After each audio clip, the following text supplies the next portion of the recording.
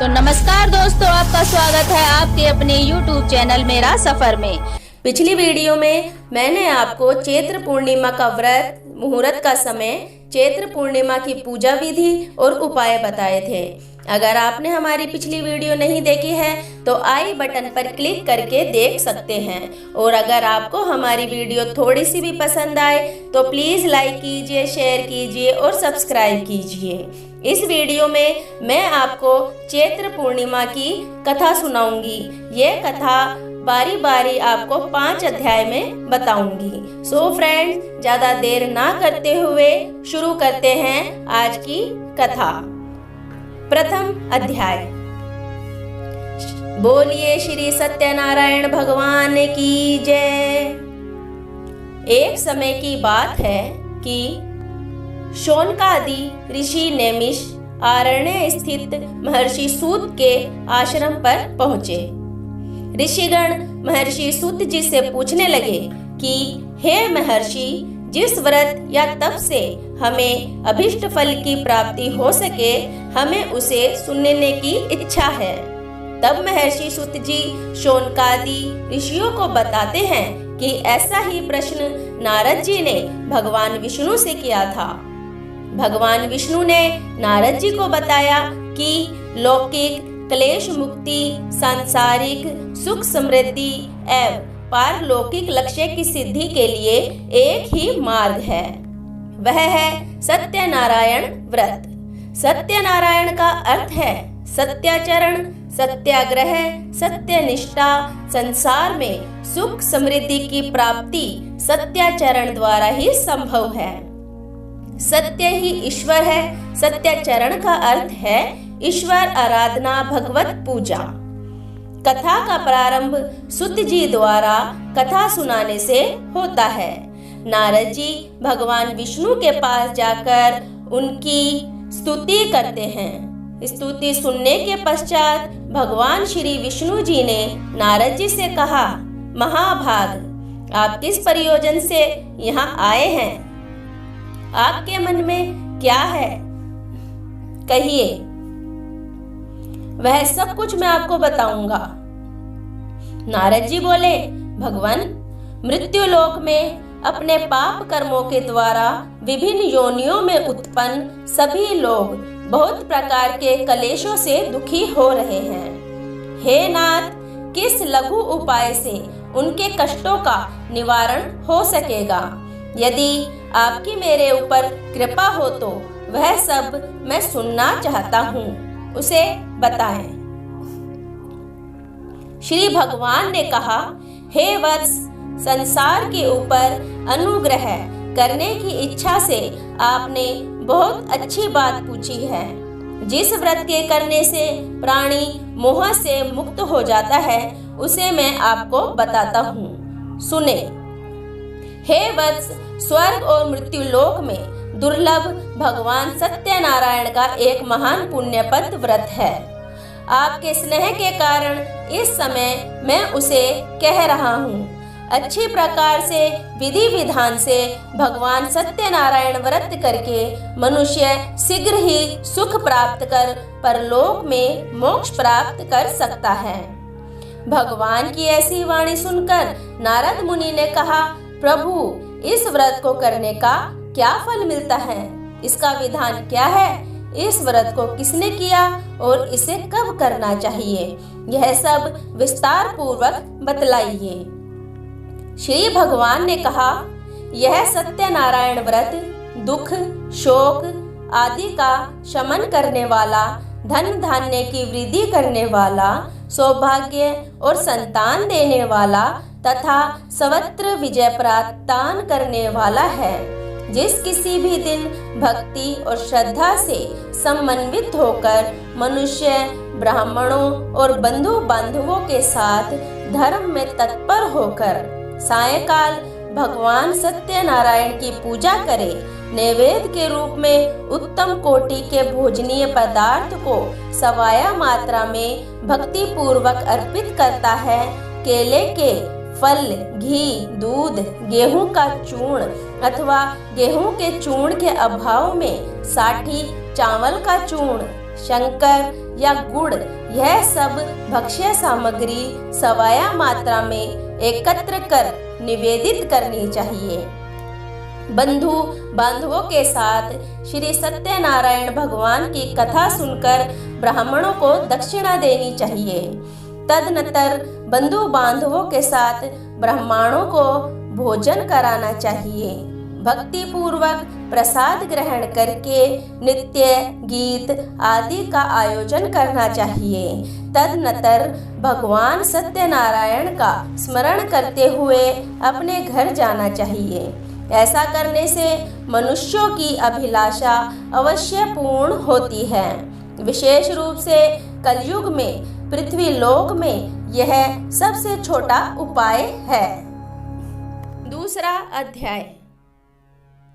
श्री सूत जी बोले, हे ऋषियों, अब मैं पुनः पूर्व काल में जिसने इस सत्यनारायण व्रत को किया था उसे भली भांति विस्तार पूर्वक कहूँगा।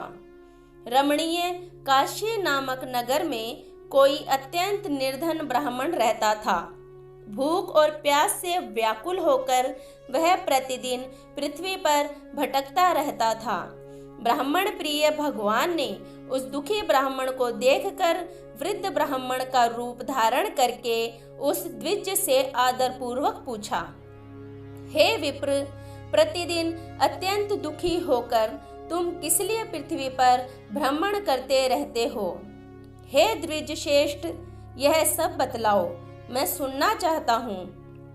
ब्राह्मण बोला, हे प्रभु, मैं अत्यंत दरिद्र ब्राह्मण हूँ और भिक्षा के लिए ही पृथ्वी पर घूमा करता हूँ। यदि मेरी इस दरिद्रता को दूर करने का आप कोई उपाय जानते हैं तो कृपा पूर्वक बतलाइए। वृद्ध ब्राह्मण बोला, हे ब्राह्मण देव, सत्यनारायण भगवान विष्णु अभिष्ट फल को देने वाले हैं। हे विप्र, तुम उनका उत्तम व्रत करो, जिसे करने से मनुष्य सभी दुखों से मुक्त हो जाता है। व्रत के विधान को भी ब्राह्मण से यत्न पूर्वक कहकर वृद्ध ब्राह्मण रूपधारी भगवान विष्णु वहीं पर अंतर ध्यान हो गए। वृद्ध ब्राह्मण ने जैसा कहा है उस व्रत को अच्छी प्रकार से वैसे ही करूंगा, यह सोचते हुए उस ब्राह्मण को रात भर नींद नहीं आई। अगले दिन प्रातःकाल उठकर सत्यनारायण का व्रत करूंगा ऐसा संकल्प करके वह ब्राह्मण भिक्षा के लिए चल पड़ा। उस दिन ब्राह्मण को भिक्षा में बहुत सा धन प्राप्त हुआ। उसी धन से उसने बंधु बांधवों के साथ भगवान सत्यनारायण का व्रत किया। इस व्रत के प्रभाव से वह श्रेष्ठ ब्राह्मण सभी दुखों से मुक्त होकर समस्त संपत्तियों में संपन्न हो गया। उस दिन से लेकर प्रत्येक महीने उसने यह व्रत किया। इस प्रकार भगवान सत्यनारायण के इस व्रत को करके वह श्रेष्ठ ब्राह्मण सभी पापों से मुक्त हो गया और उसने दुर्लभ मोक्ष पद को प्राप्त किया। हे विप्र, पृथ्वी पर जब भी कोई मनुष्य श्री सत्यनारायण का व्रत करेगा उसी समय उसके समस्त दुख नष्ट हो जाएंगे। हे ब्राह्मणों, इस प्रकार भगवान नारायण ने महात्मा नारद जी से जो कुछ कहा मैंने वह सब आप लोगों से कह दिया। आगे अब और क्या कहूँ? हे मुने, इस पृथ्वी पर उस ब्राह्मण से सुने हुए इस व्रत को किसने किया? हम सब वह सुनना चाहते हैं। उस व्रत पर हमारी श्रद्धा हो रही है। श्री सूत जी बोले, मुनियों, पृथ्वी पर जिसने यह व्रत किया उसे आप लोग सुने। एक बार वह द्विज श्रेष्ठ अपनी धन संपत्ति के अनुसार बंधु बांधवों तथा परिवारजनों के साथ व्रत करने के लिए उद्यत हुआ। इसी बीच एक लकड़हारा वहां आया और लकड़ी के बाहर रखकर उस ब्राह्मण के घर गया।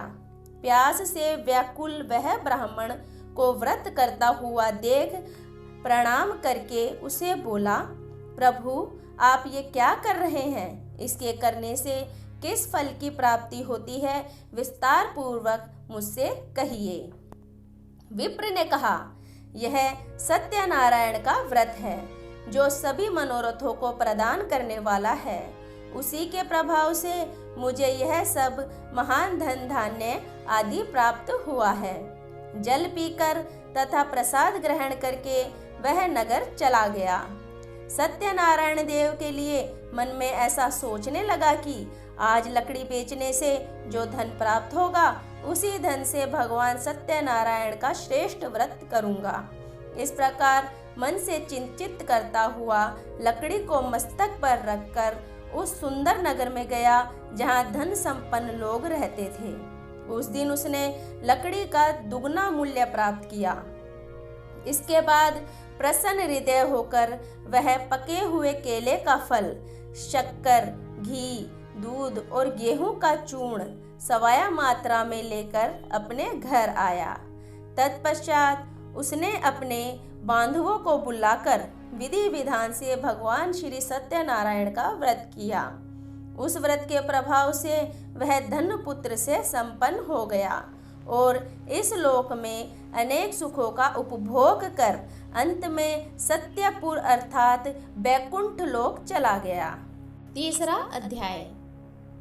श्री सूत जी बोले, श्रेष्ठ मुनियों, अब मैं पुनः आगे की कथा कहूँगा। आप लोग सुने, प्राचीन काल में उल्कामुख नाम का एक राजा था। वह जितेंद्रिय, सत्यवादी तथा अत्यंत बुद्धिमान था। वह विद्वान राजा प्रतिदिन देवालय जाता और ब्राह्मणों को धन देकर संतुष्ट करता था। कमल के समान मुख वाली उसकी धर्म पत्नी शील, विनय एवं सौंदर्य आदि गुणों से संपन्न तथा पति परायणा थी। राजा एक दिन अपनी धर्म पत्नी के साथ भद्रशिला नदी के तट पर श्री सत्यनारायण का व्रत कर रहा था। उसी समय व्यापार के लिए अनेक प्रकार की पुष्कल धनराशि से संपन्न एक साधु नाम का बनिया वहां आया। भद्रशिला नदी के तट पर नाव को स्थापित कर वह राजा के समीप गया और राजा को उस व्रत में दीक्षित देखकर विनय पूर्वक पूछने लगा। साधु ने कहा, राजन, आप भक्ति युक्त चित्त से यह क्या कर रहे हैं? कृपया यह सब बताइए, मैं सुनना चाहता हूँ। राजा बोले, हे साधो, पुत्र आदि की प्राप्ति कामना से अपने बंधु बांधवों के साथ मैं अतुल तेज संपन्न भगवान विष्णु का व्रत एवं पूजन कर रहा हूँ। राजा की बात सुनकर साधु ने आदर पूर्वक कहा, राजन, इस विषय में आप मुझे सब कुछ विस्तार से बतलाइए। आपके कथन अनुसार मैं व्रत एवं पूजन करूंगा। मुझे भी संतति नहीं है, इससे अवश्य ही संतति प्राप्त होगी। ऐसा विचार कर वह व्यापार से निवृत्त हो आनंद पूर्वक अपने घर आया। उसने अपनी पत्नी से संतति प्रदान करने वाले इस सत्यव्रत को विस्तार पूर्वक बताया तथा जब मुझे संतति प्राप्त होगी तब मैं इस व्रत को करूंगा। इस प्रकार उस साधु ने अपनी पत्नी लीलावती से कहा। एक दिन उसकी लीलावती नाम की पत्नी पति के साथ आनंद चित्त से ऋतुकालीन धर्माचरण में प्रवृत्त हुई और भगवान श्री सत्यनारायण की कृपा से उसकी पत्नी गर्भिणी हुई। 10वें महीने में उसने कन्या रत्न की उत्पत्ति हुई और वह शुक्ल पक्ष के चंद्रमा की भांति दिन प्रतिदिन बढ़ने लगी। उस कन्या का कलावती यह नाम रखा गया। इसके बाद एक दिन लीलावती ने अपने स्वामी से मधुर वाणी में कहा, आप पूर्व में संकल्पित श्री सत्यनारायण के व्रत को क्यों नहीं कर रहे? साधु बोला, प्रिय, इसके विवाह के समय व्रत करूंगा। इस प्रकार अपनी पत्नी को भली भांति आश्वस्त कर वह व्यापार करने के लिए नगर की ओर चला गया। इधर कन्या कलावती पिता के घर में बढ़ने लगी। तदनंतर धर्मज्ञ साधु ने नगर में सखियों के साथ क्रीड़ा करती हुई अपनी कन्या को विवाह योग्य देखकर आपस में मंत्रणा करके कन्या विवाह के लिए श्रेष्ठ वर का अन्वेषण करो, ऐसा दूत से कहकर शीघ्र ही उसे भेज दिया। उसकी आज्ञा प्राप्त करके दूत कांचन नमक नगर में गया। वहां से एक वाणिक का पुत्र लेकर आया। उस साधु ने उस वणिक के पुत्र को सुंदर और गुणों से संपन्न देखकर अपनी जाति के लोगों तथा बंधु बांधवों के साथ संतुष्ट चित्त हो विधि विधान से वणिक पुत्र के हाथ में कन्या का दान कर दिया। उस समय वह साधु बनिया दुर्भाग्यवश भगवान का वह उत्तम व्रत भूल गया। पूर्व संकल्प के अनुसार विवाह के समय में व्रत न करने के कारण भगवान उस पर रुष्ट हो गए। कुछ समय पश्चात अपने व्यापार कर्म में कुशल वह साधु बनिया काल की प्रेरणा से अपने दामाद के साथ व्यापार करने के लिए समुद्र के समीप स्थित रत्नसारपुर नामक नगर में गया और अपने श्री संपन्न दामाद के साथ वह वहां व्यापार करने लगा। उसके बाद वे दोनों राजा चंद्रकेतु के रमणीय उस नगर में गए।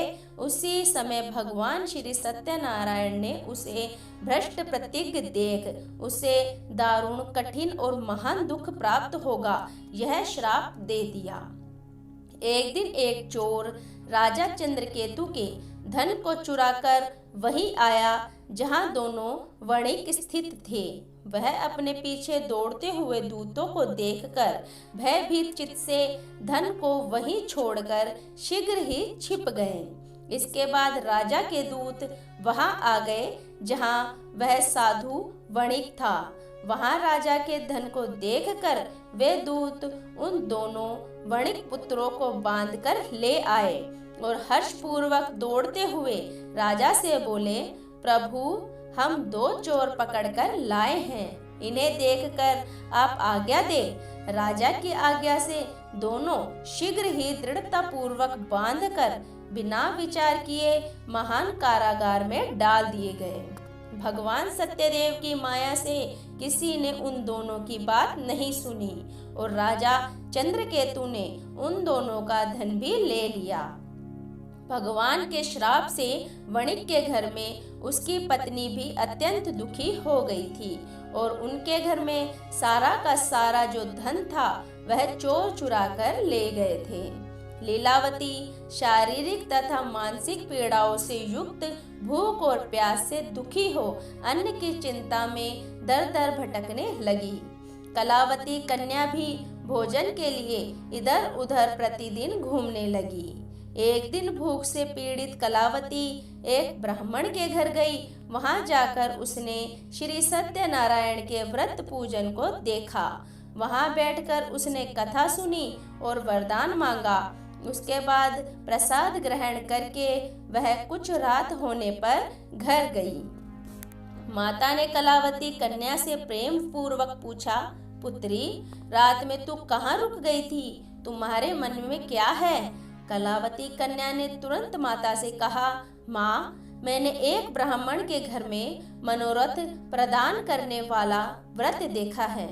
कन्या की उस बात को सुनकर वह वणिक की पत्नी व्रत करने को उद्यत हुई और प्रसन्न मन से उस साध्वी ने बंधु बांधवों के साथ भगवान श्री सत्यनारायण का व्रत किया तथा इस प्रकार प्रार्थना की कि भगवान आप हमारे पति एवं माता के अपराध को क्षमा करें, वे दोनों अपने घर शीघ्र आ जाएं। इस व्रत से भगवान श्री सत्यनारायण पुनः संतुष्ट हो गए तथा उन्होंने नृपश्रेष्ठ चंद्रकेतु को सपन दिखाया और स्वप्न में कहा, नृपश्रेष्ठ प्रातः काल दोनों वाणिकों को छोड़ दो और वह सारा धन भी दे दो जो तुमने उनसे उस समय छीन लिया था, अन्यथा राज्य धन एवं पुत्र सहित तुम्हारा सर्वनाश कर दूंगा। राजा से स्वप्न में ऐसा कहकर भगवान श्री सत्यनारायण अंतर्ध्यान हो गए। इसके बाद प्रातःकाल राजा ने अपने सभासदों के साथ बैठकर सभा में अपना स्वप्न लोगों को बताया और कहा, दोनों बंदी वाणिक पुत्रों को शीघ्र ही मुक्त कर दो। राजा की ऐसी बात सुनकर वे राजपुरुष दोनों महाजनों को बंधन मुक्त करके राजा के सामने लाकर विनय पूर्वक बोले, महाराज, बेड़ी बंधन से मुक्त करके दोनों वाणिक पुत्र लाए गए हैं। इसके बाद दोनों महाजन नृपश्रेष्ठ चंद्रकेतु को प्रणाम करके अपने पूर्व वृतांत का स्मरण करते हुए भय विहन हो गए और कुछ बोल ना सके।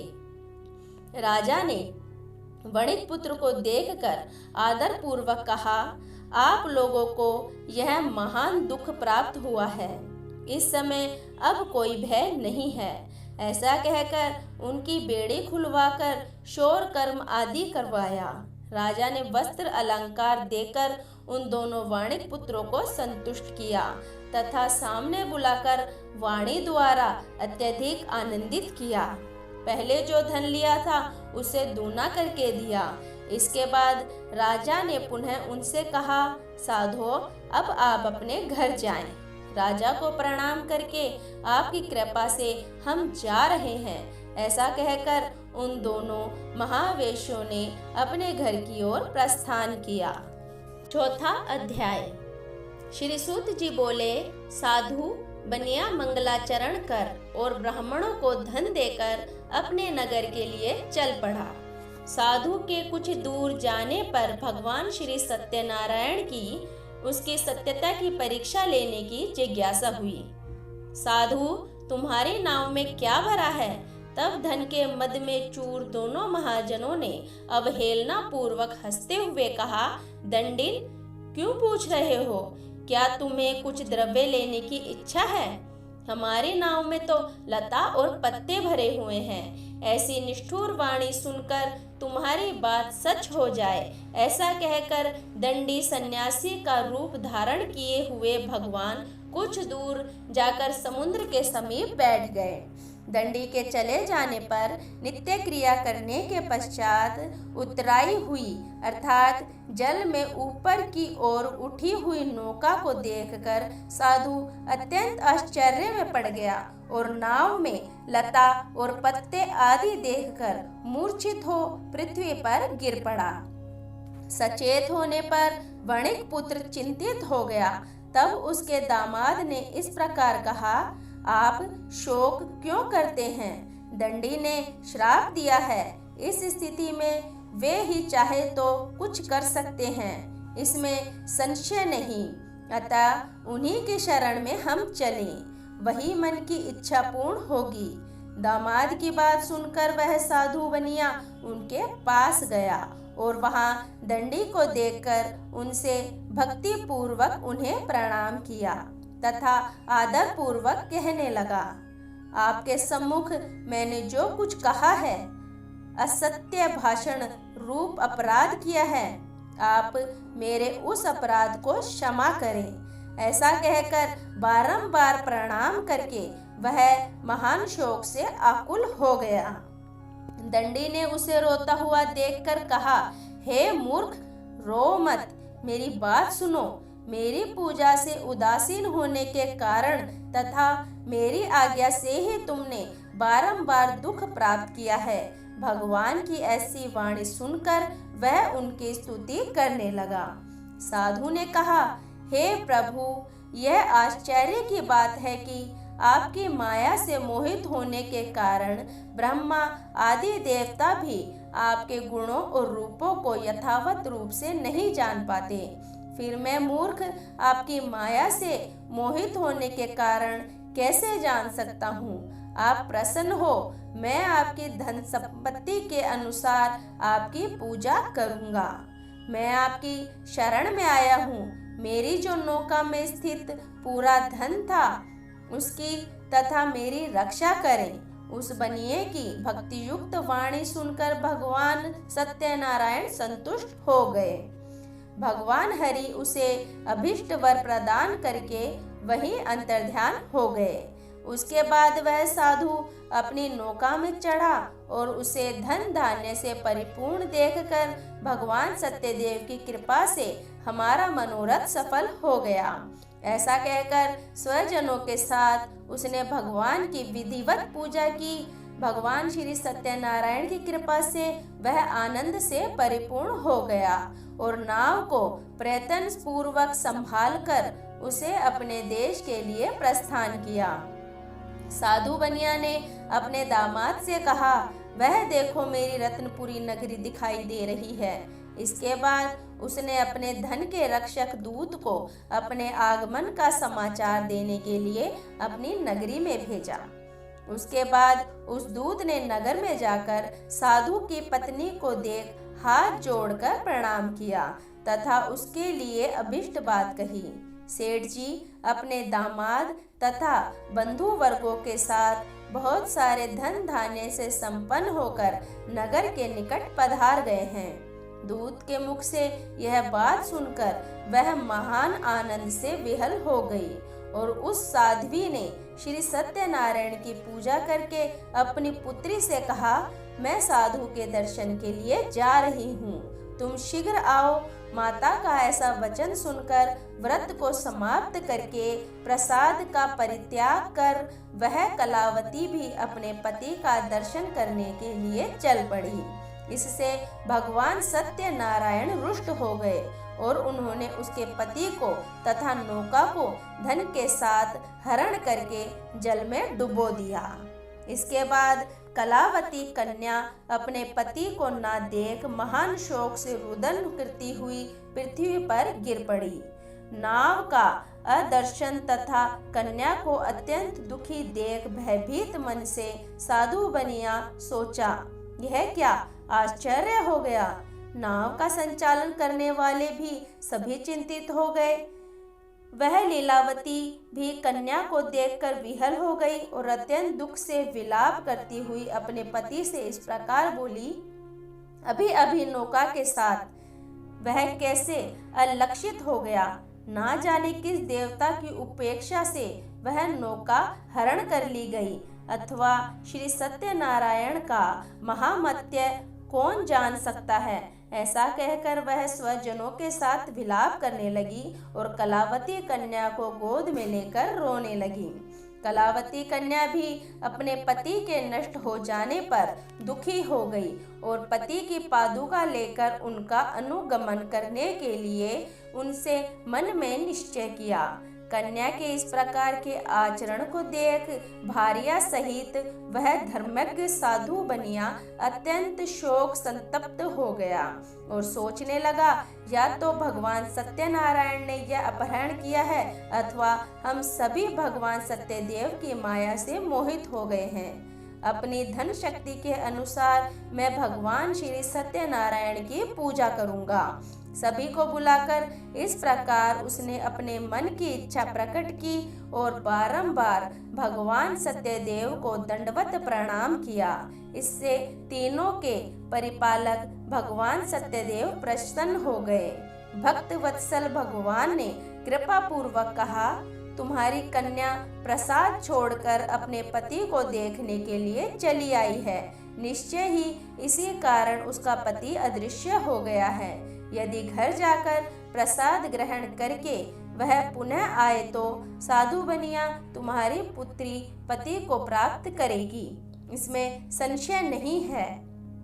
कन्या कलावती भी आकाश मंडल से ऐसी वाणी सुनकर शीघ्र ही घर गई और उसने प्रसाद ग्रहण किया।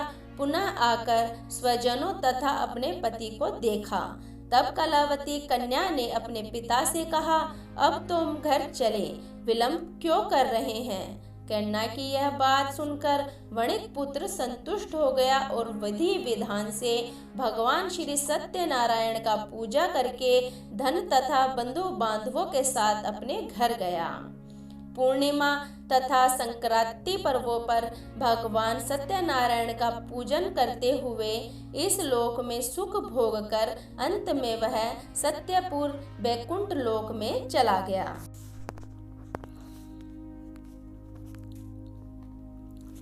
पांचवा अध्याय। श्री सूत जी बोले, श्रेष्ठ मुनियों, अब मैं इसके बाद आपको दूसरी कथा कहूँगा, आप लोग सुने।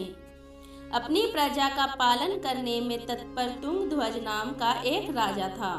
उसने सत्यदेव के प्रसाद का परित्याग करके दुख प्राप्त किया। इसके बाद वह वन में जाकर और वहां बहुत से पशुओं को मार काट कर वट वृक्ष के नीचे आया। वहां उसने देखा कि गोपगण बंधु बांधवों के साथ संतुष्ट होकर भक्ति पूर्वक भगवान श्री सत्यदेव की पूजा कर रहे हैं। राजा ने यह देखकर अहंकारवश ना तो वहां गया और ना ही श्री सत्यनारायण को प्रणाम किया। पूजन के बाद सभी गोपगण भगवान का प्रसाद राजा के समीप रखकर वहां से लौट आए और इच्छानुसार उन सभी ने भगवान का प्रसाद ग्रहण किया। इधर राजा को प्रसाद का परित्याग करने से बहुत दुख हुआ। उसका संपूर्ण धन धान्य एवं सभी सुपुत्र नष्ट हो गए। राजा ने मन ही मन यह निश्चय किया कि यह अवश्य ही भगवान श्री सत्यनारायण ने हमारा नाश कर दिया है, इसलिए मुझे वहां जाना चाहिए जहां श्री सत्यनारायण का पूजन हो रहा है। ऐसा मन में निश्चय करके वह राजा गोपगणों के समीप गया और उसने गोपगणों के साथ भक्ति श्रद्धा से युक्त होकर विधि पूर्वक भगवान श्री सत्यदेव की पूजा की। भगवान सत्यदेव की कृपा से वह पुण्य धन और पुत्रों से संपन्न हो गया तथा इस लोक में सभी सुखों का उपभोग कर अंत में सत्यपुर वैकुंठ लोक को प्राप्त हुआ। श्री सूत जी कहते हैं, जो व्यक्ति इस परम दुर्लभ श्री सत्यनारायण के व्रत को करता है और पुण्यमयी तथा फल प्रदायिनी भगवान की कथा को भक्ति युक्त होकर सुनता है, उसे भगवान श्री सत्यनारायण की कृपा से धन धान्य की प्राप्ति होती है। दरिद्र धनवान हो जाता है, बंधन में पड़ा हुआ बंधन से मुक्त हो जाता है, डरा हुआ व्यक्ति भय मुक्त हो जाता है। यह बात सत्य है, इसमें कोई संशय नहीं है। इस लोक में वह सभी फलों का भोग प्राप्त करके अंत में सत्यपुर वैकुंठ लोक को जाता है।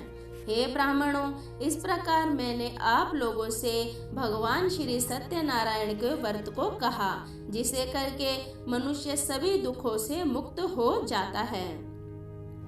कलयुग में तो भगवान श्री सत्यदेव की पूजा विशेष फल प्रदान करने वाली है। भगवान विष्णु को ही कुछ लोग काल, कुछ लोग सत्य, कोई ईश और कोई सत्यदेव तथा दूसरे लोग श्री सत्यनारायण के नाम से कहेंगे। अनेक रूप धारण करके भगवान श्री सत्यनारायण सभी का मनोरथ सिद्ध करते हैं। कलयुग में सनातन भगवान विष्णु ही सत्यव्रत रूप धारण करके सभी का मनोरथ पूर्ण करने वाले होंगे। हे श्रेष्ठ मुनियों, जो व्यक्ति नित्य भगवान श्री सत्यनारायण की इस व्रत कथा को पढ़ता है, सुनता है, भगवान श्री सत्यनारायण की कृपा से उसके सभी पाप नष्ट हो जाते हैं। हे मुनीश्वरों, पूर्व काल में जिन लोगों ने भगवान श्री सत्यनारायण का व्रत किया था, उसके अगले जन्मों का वृत्तांत कहता हूँ, आप लोग सुने। महान प्रज्ञा संपन्न शतानंद नाम के ब्राह्मण सत्यनारायण व्रत करने के प्रभाव से दूसरे जन्म में सुदामा नामक ब्राह्मण हुए और उस जन्म में भगवान श्री कृष्ण का ध्यान करके उन्होंने मोक्ष प्राप्त किया। लक्कड़हारा भील गुहों का राजा हुआ और अगले जन्म में उसने भगवान श्री राम की सेवा करके मोक्ष प्राप्त किया। महाराज उल्कामुख दूसरे जन्म में राजा दशरथ हुए, जिन्होंने श्री रंगनाथ जी की पूजा करके अंत में वैकुंठ को प्राप्त किया। इसी प्रकार धार्मिक और सत्यव्रती साधु पिछले जन्म के सत्यव्रत के प्रभाव से दूसरे जन्म में मोरध्वज नामक राजा हुए। उसने आरे से चीरकर अपने पुत्र की आदि देह भगवान विष्णु को अर्पित कर मोक्ष प्राप्त किया। महाराज तुंगध्वज जन्मांतर में स्वयंभू मनु हुए और संपूर्ण कार्यों का अनुष्ठान करके वैकुंठ लोक को प्राप्त हुए। जो गोपगण थे वे सब जन्मांतर में व्रज मंडल में निवास करने वाले गोप हुए। सभी राक्षसों का संहार करके उन्होंने श्री भगवान का शाश्वत धाम गोलोक प्राप्त किया। इस प्रकार श्री स्कंद पुराण के अंतर्गत रेवा खंड में श्री सत्यनारायण व्रत कथा का यह 5वां अध्ययन पूरा हुआ। जय श्री सत्यनारायण भगवान की जय। धन्यवाद। अगर आपको हमारी वीडियो थोड़ी सी भी पसंद आई हो तो प्लीज़ लाइक कीजिए, शेयर कीजिए और सब्सक्राइब कीजिए। चैनल पर नए हैं तो प्लीज़ वीडियो को सब्सक्राइब कीजिए। धन्यवाद।